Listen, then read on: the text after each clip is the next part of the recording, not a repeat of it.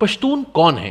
آخر یہ جری قوم جس نے کوہ ہندو کش اور اس کی وادیوں میں ہزار سال سے ڈیرے ڈال رکھے ہیں، جس نے ان پہاڑوں کو بڑے بڑے سورماؤں کے لیے ناقابل شکست بنا دیا، جسے انگریز نے جنگی نسل قرار دیا، جس کے نغموں میں ان کے پہاڑوں کے جھرنوں جیسی مٹھاس ہے، جس کے عزم میں ان پہاڑوں جیسی بلندی اور جس کی زمین کو عالمی طاقتوں کا قبرستان کہا جاتا ہے، یہ کہاں سے آئی تھی؟ اس کے بڑے کون تھے؟ اس حوالے سے صدیوں سے تاریخ دانوں اور قوموں کی تواریخ پڑھنے والوں میں ایک تجسس رہا ہے۔ پشتونوں کے بارے میں ایک تھیوری یہ پائی جاتی ہے کہ یہ بنی اسرائیل کے ان قبائل میں سے ہیں جو ہیکل سلیمانی کی تباہی کے بعد واپس نہیں گئے اور انہی علاقوں میں بسیرا کر لیا جہاں وہ غالباً تجارت کی غرض سے آئے تھے۔ اسلام سے قبل کے زمانے کے پٹھانوں کا تعلق یہودی انبیاء حضرت داؤد علیہ السلام اور حضرت سلیمان علیہ السلام سے جوڑا جاتا ہے۔ اسی کہانی میں کچھ صدیوں کے بعد بخت النصر کا نام آتا ہے، اور یہ روایت سنائی جاتی ہے کہ یہودیوں کے آباء و اجداد کو جب یروشلم سے باہر نکالا گیا تو وہ یہودی جو افغانوں کے آباء و اجداد تھے مشرق میں ہی رہ گئے اور واپس یروشلم نہ لوٹے۔ ان میں سے کچھ غور کے پہاڑوں کی طرف نکل گئے۔ اس علاقے کو ہم آج کے دور میں ہزارہ جات کہتے ہیں، اور باقی عرب میں مکہ کے اڑوس پڑوس میں چلے گئے۔ یہ دونوں کالونیاں بنی اسرائیل یا بنی افغان کے نام سے مشہور ہوئیں۔ یہ بات بھی قابل غور ہے کہ اگرچہ اصطلاح افغان یا پٹھان بغیر کسی تعصب کے بولی جاتی ہے، مگر یہ بھی قصہ ہے کہ ان لوگوں کی ایک سینئر شاخ بھی ہے جسے ساربانی کہا جاتا ہے۔ ان لوگوں کے بارے میں کہا جاتا ہے کہ یہ خالص افغان ہیں اور قوم کی دوسری شاخوں کے مقابلے میں یہی اصل النسل بنی اسرائیل ہیں۔ افغان تاریخ دان لکھتے ہیں کہ اسرائیل کے پہلے بادشاہ ساؤل کا ایک بیٹا تھا جس کا نام اریمیا یا جیریمیا تھا، اور اس کا بھی ایک بیٹا تھا جس کا نام افغان تھا۔ حالانکہ عبرانی صحیفوں میں اس بیٹے کا کوئی ذکر نہیں۔ اریمیا کی وفات کے بعد ان کے بیٹے افغان کی پرورش داؤد علیہ السلام نے کی، اور سلیمان علیہ السلام کے عہد حکومت میں یہ بیٹا فوج کا سپہ سالار بن گیا۔ یہاں سے لے کے بعد میں قید کے زمانے تک 4 صدیوں کا فاصلہ ہے۔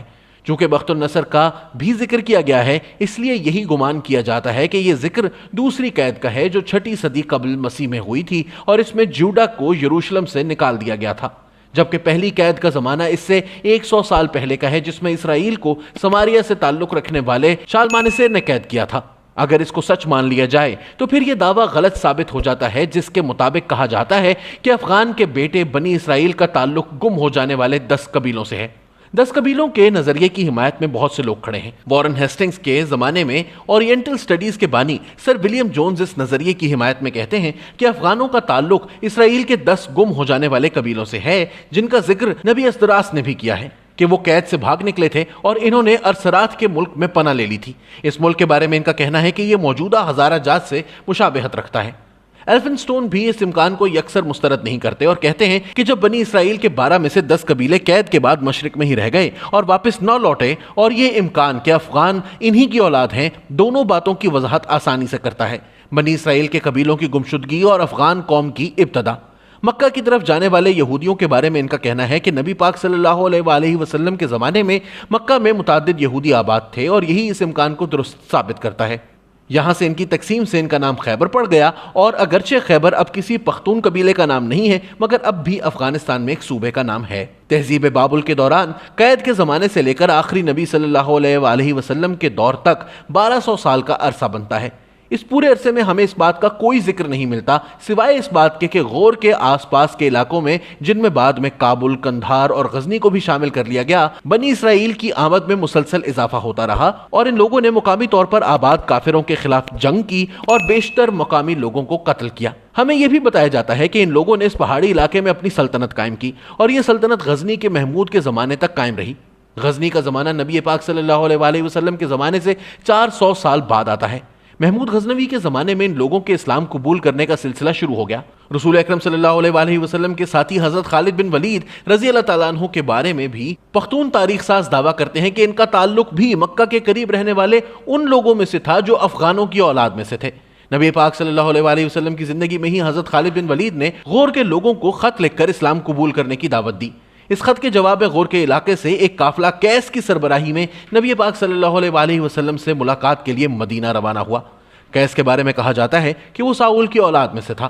افغان تاریخ میں درج ہے کہ نبی پاک نے فرمایا کہ قیس ایک یہودی یا عبرانی نام ہے، اور انہوں نے قیس کو عبد الرشید کا نام دیا۔ نبی پاک صلی اللہ علیہ وآلہ وسلم نے یہ بھی فرمایا کہ چونکہ ان کی نسبت ملک طالوت سے بھی ہے، اس لیے انہیں ملک پکارنا بھی مناسب ہوگا۔ नबी पाक ने कैस को लकड़ी के इस मजबूत अरशे से भी तशबीह दी जिस पर जहाज की तामीर की जाती है और जिसे समुद्री लोग पठान कहते हैं। यूं नबी पाक सल्लल्लाहु अलैहि वसल्लम ने अब्दुल रशीद को पठान का लक़ब भी दे दिया। 11वीं सदी ईस्वी के मोर्रख अल बैरूनी और दरबारी अल उतबी जैसे काबिल एतबार मुसलमान तारीख नवीसों के मुताबिक कैस के वाक़े में कोई सच्चाई नहीं, क्योंकि ये लोग महमूद गजनवी के ज़माने में लिख रहे थे और कैस का ज़माना इससे 400 साल पहले का है और 400 साल गुजरने के बावजूद काबुल का सूबा मुसलमान नहीं बना था। काबुल का सूबा महमूद गजनवी के ज़माने में मुसलमान हुआ। हिंदुस्तान के इलाके जयपाल की हिंदू शाही सल्तनत काबुल तक फैली थी और महमूद गजनवी को कोहे सुलेमान की पहाड़ियों में रहने वाले काफिर अफगानों के खिलाफ लड़ाई करना पड़ी थी। 1192 में मुसलमान हमला आवरों और शुमाली भारत की हिंदू बादशाहत के खिलाफ लड़ी जाने वाली जंग, जिसमें मोअज़्ज़ुद्दीन मोहम्मद गौरी ने पृथ्वीराज को शिकस्त दी थी, इसमें हिंदू बादशाह की फौज में अफगान घुड़सवार भी शामिल थे। इस जंग में दोनों तरफ से अफगान लड़े थे। लिहाजा इस बात से साबित होता है कि 12वीं सदी ईस्वी के आखिर तक भी तमाम अफगानों ने इस्लाम कबूल नहीं किया था। हालांकि ऊपर बयान की गई कहानियों में यह दावा मिलता है कि हजरत खालिद बिन वलीद के अहद में अफगानों की अक्सरियत ने इस्लाम कबूल कर लिया था। शुमाल मगरबी सरहदी सूबा यानी आज का खैबर पख्तूनख्वा, इसके आखिरी अंग्रेज गवर्नर ओलफ कैरो ने इस खित्ते में कई साल गुजारे और इनकी किताब द पठान्स पश्तून कौम पर एक मुस्तनद किताब समझी जाती है। यह किताब 1957 में छपी। ओलफ कैरो के मुताबिक सैयद अब्दुल जब्बार बहुत पढ़े लिखे और नेक आदमी हैं जो पठानों की तारीख से वाकफियत रखते हैं। इनका यह मानना है कि पख्तून या पठान नस्लें आरियाई नहीं बल्कि सामी हैं। वो इस बात का इकरार करते हैं कि पश्तो ज़बान फारसी से करीब है और अगरचे इसमें अरबी के ढेरों अल्फाज शामिल हैं जिस तरह अंग्रेजी में लातीनी ज़बान के अल्फाज शामिल हैं, मगर बुनियादी तौर पर यह एक आरियाई ज़बान है। इनकी ये बात वजह है कि ज़बान की मदद से हम नस्ल के आगाज़ का पता नहीं चला सकते। हुआ यह होगा कि जब सामी लोग अफगान इलाकों में दाखिल हुए तो इन्होंने यहाँ पहले से बोली जाने वाली ईरानी ज़बान अपना ली। बस इतनी सी बात है। बेलियो एक बिल्कुल मुख्तलिफ बात करते हैं। सारबान के 2 बेटों के नामों पर राजपूत नामों का असर नजर आता है। इनके मुताबिक सारबान के 2 बेटों के नाम शरफुद्दीन और खैरुद्दीन हैं, जिन्हें शरकबून और खुर्शबून अफगान कहते हैं। ये नाम राजपूत नामों सूरजन और कृष्ण से निकले हैं। इसके अलावा सारबान भी राजपूत नाम सूर्यबान से निकला है। अगर इस नजरिए को मान लिया जाए तो पश्तूनों के तमाम रिवायती नस्ब नामों पर सवालिया निशान लग जाते हैं। अब हकीकत क्या है ये तो खुदा ही जानता है।